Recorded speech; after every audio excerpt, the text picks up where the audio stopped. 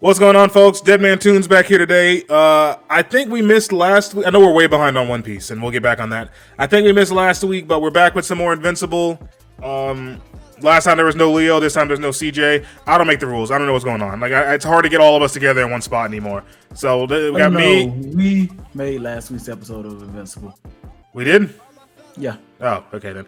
All right, today we get. You got one more time to interrupt me before I hurt you. You ain't gonna do shit.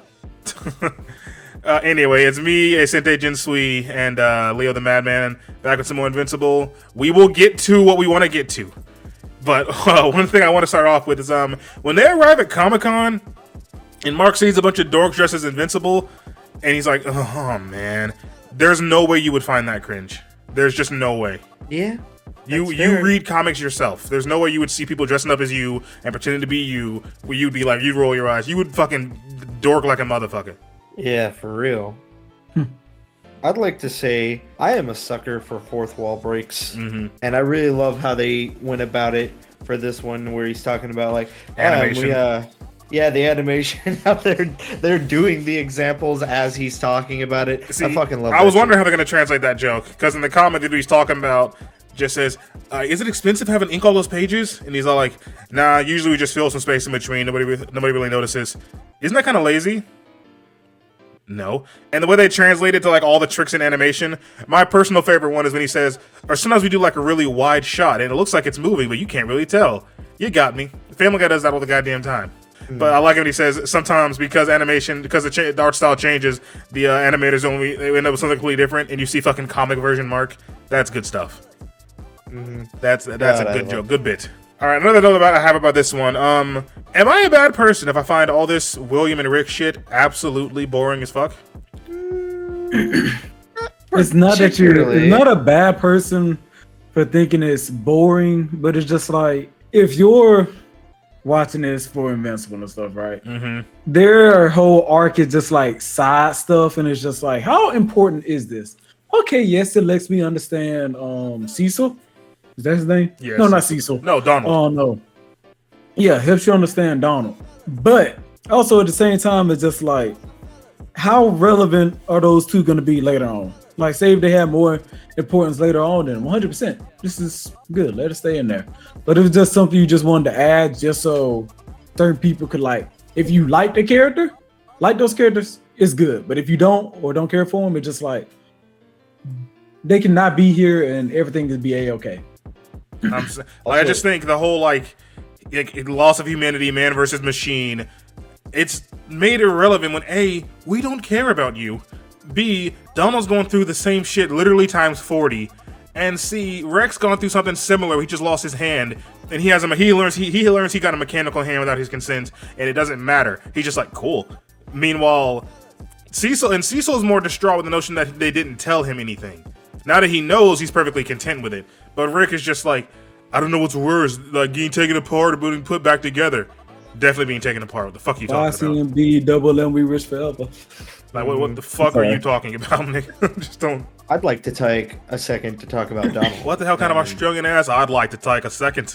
I'd like to take a second to talk about Donald. Go on. How this man, when it comes to, he knows he doesn't have powers. Good eye, fellas. But it does not stop him. This man stands on business, and I appreciate it. You know what? You're right. I didn't even think about that. He didn't know. He kept erasing his memory. He didn't know he was a robot. He didn't know they'd keep bringing him back, yet he was still the first one to, like, jump into the fire. Huh. I didn't think about that. That's good. That's good. Good for Donald. I like that. Speaking of Rex. Yeah, that just means his personality was not lost and going through all of it. That's basically all. Or he's stupid, and you can't fix stupid. That's also a possibility. He might also just be dumb. Also, like, damn it, Donald! He just keeps going. You were not supposed to be at any of these missions. Every time I let you out of the fucking lab, you go die. He's just sprinting towards danger, hoping this is the one that God damn it! Like in the middle of. Okay, I'll bring it up later. I gotta bring it up later. But another thing about when I talk about rexsplode. I never noticed it before. Why is rexsplode capable of jumping 10 feet in the air? And like somersaulting over Octoboss? I have no idea. But I like how... Well... go ahead. His he can set off minor explosions that are invisible to the naked eye that causes him to... All right, ignore him. I'm going to beat him with a belt later. Go on, Leah. I love how he thinks just because he survived getting shot in the head, being crushed to death by a Bigfoot is like, I can take it, crush more. Like, go on, you can't kill me. If I can survive a bullet to the head, I can survive no organs. Okay. Starts coughing up blood. Wait, wait. And I love how Rex is like, if you sound like that, I wonder how these idiots sound. And that one octopus man is like, what? Idiot? What? Cancer straight. What the fuck I do? Now, before we get to what I would love us to get to, quick notes here. Fuck, what was I about to just say? You can do it. I say, okay, before you get to the meat and potatoes, What was I gonna say? This is why I take notes. I would like to say one thing. Let's get on with dang it, Amber's stuff, and then we'll get to the meat and potatoes. Okay, but one thing is that what's different with Amber that didn't happen last week? Her and Mark are having problems, and the notion that he's all like, "Don't worry, I told Cecil I'll take some time off of work. I got 2 nights a week that this world, if this world just doesn't get a Superman, so you and me can go on a date." And you said that as if that was gonna make her feel better. Like, there are people out there dying that like, could be saved. Meanwhile, you and Mark can go get an ice cream. See, but this is also, I would like to say this. Her character is good in the animated series. According to Deadman, her character is downright awful in the actual thing. So, but the way they're handling Amber in this, it's 100% believable. And what ends up happening to her, I 100% feel like this is the best possible outcome that could have happened. This separation. Yeah, because now we get Matt and Eve. Yeah, well, they get that. Did you know canonically, Monster Girl has a cock and balls whenever she transforms? What? Didn't I need to know that? Yep. On that note, Mark and Eve are making plans to go to Hawaii.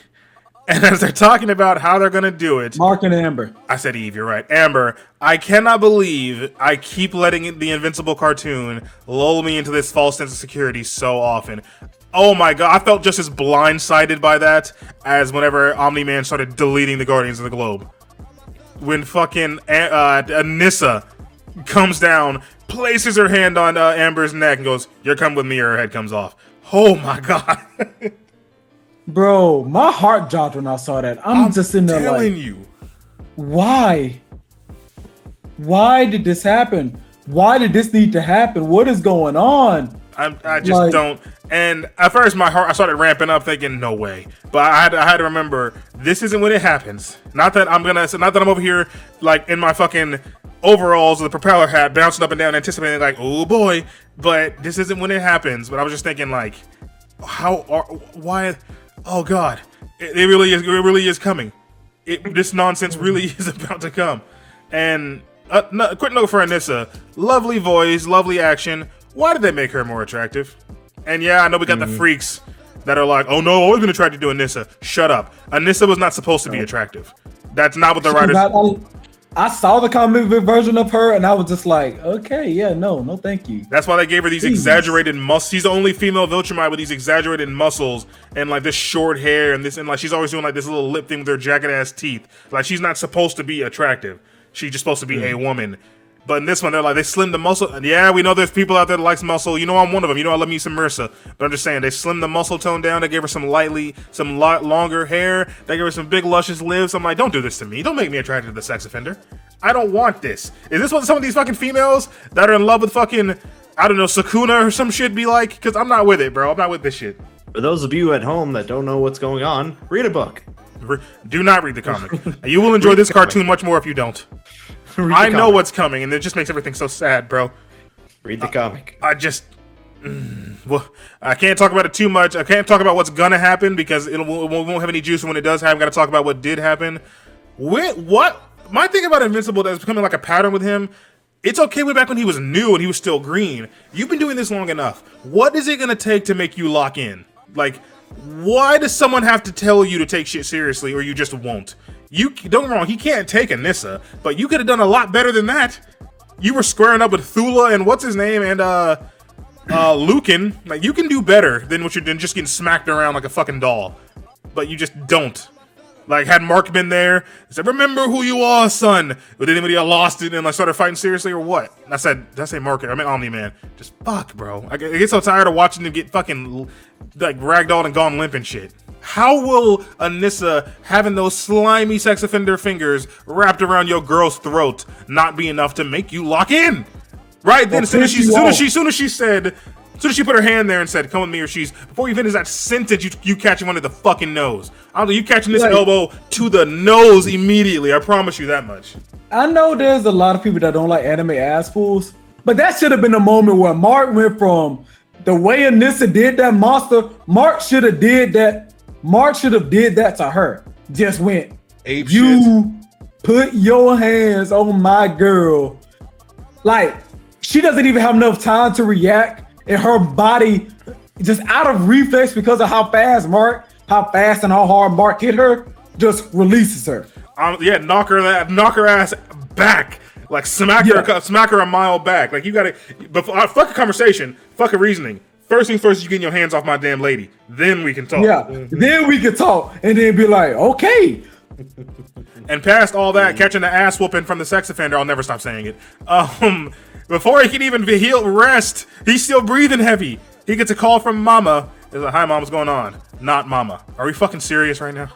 Yeah, it's like, I wasn't expecting that at all. Oh, no, this starts a good arc. This my favorite version of Mark, aside from our Mark, is coming up. Mohawk Mark is coming. And that's what I like to see. I cannot wait for Mohawk Mark.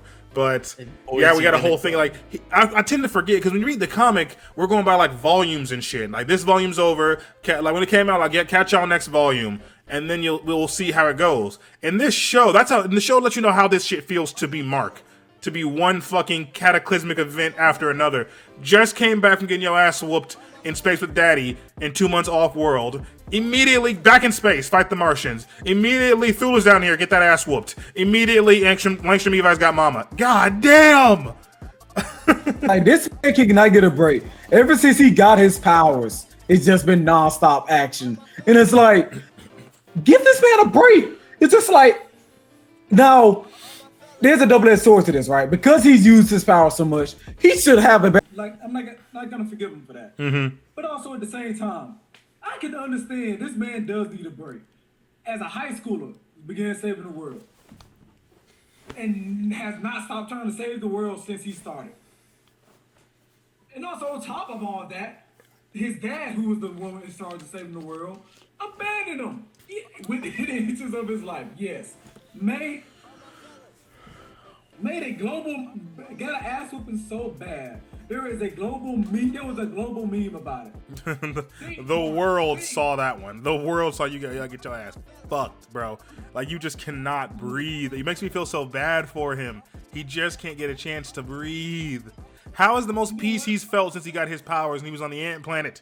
You know what I like to say? I'm surprised the writers didn't make a meme inside of the show to represent how bad Mark got his butt kicked in that fight.